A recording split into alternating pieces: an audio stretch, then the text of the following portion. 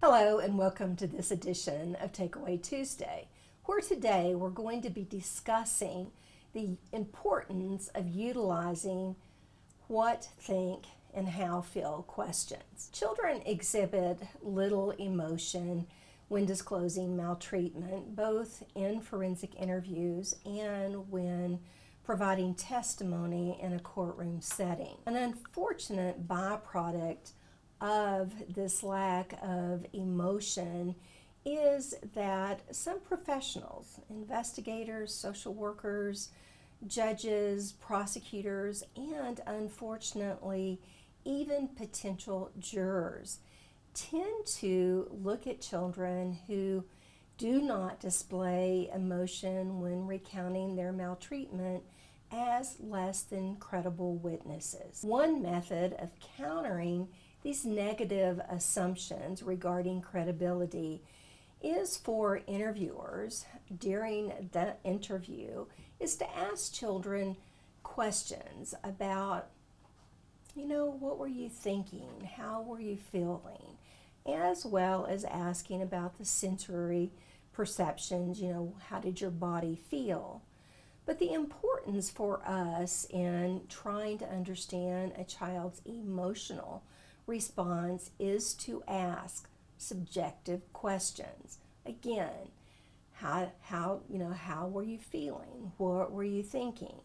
And it's important for us because we're looking for a child to share their emotional reactions regarding an instance of maltreatment or witnessing. And those of us that work in the field know that the majority of children we do talk with in a forensic interview have delayed their disclosure.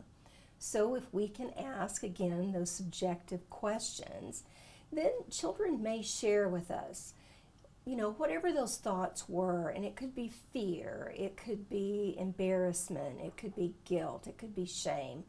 There's numerous external and internal factors that impinge and keep a child silent, keep them from telling their experiences.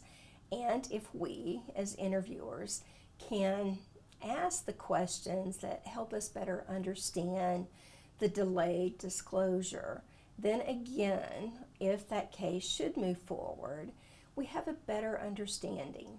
Children who delay disclosure, it's another reason that jurors may feel that this is not a true allegation or a true statement by the child. There was an interesting article that came out in 2022, just last year, that looked at the utility of asking direct questions to elicit subjective content. Children, when recounting, and especially negative emotions, that they provided more central details as well as more peripheral details about the events in question. In other words, even though we're using invitations, we know that we're not getting subjective content. But for all the reasons we've just talked about, we really need to do that. So that means we need to come in and ask questions. If a child is talking to us and telling us about maltreatment, about witnessing, we need to be coming in and asking, how did you feel when that was happening? What were your thoughts afterwards? What's the purpose of the forensic interview? Our job is to gather information concerning that allegation.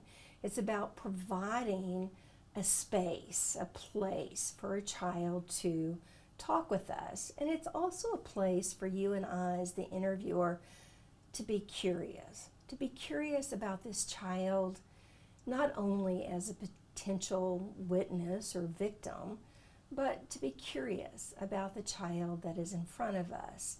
And when we're curious, we can gather more information. If we can routinely begin to ask these questions in the pre-substantive phase of the interview, so thinking about when a child is talking to us about playing baseball, we might need to be asking, right before you took the field, what were you thinking? How did it feel when you caught that fly ball? So we begin to demonstrate early in the interview that it's important for us to hear their thoughts, their feelings, their emotions. And then if they do make a report of maltreatment, once we move to the substantive phase of the interview, and we come and we ask, what were your thoughts? What were your feelings? They're going to provide more information. What that means for you and I, we need to ask, and we can't assume children will talk to us about thoughts and feelings. If you'd like more information, please check out calio.org. Also look at the NCAC Virtual Training Center for different webinars and seminars that have been recorded with experts in the field. And as always, if you have any questions or comments, please email me at the link below. Thanks and have a great day.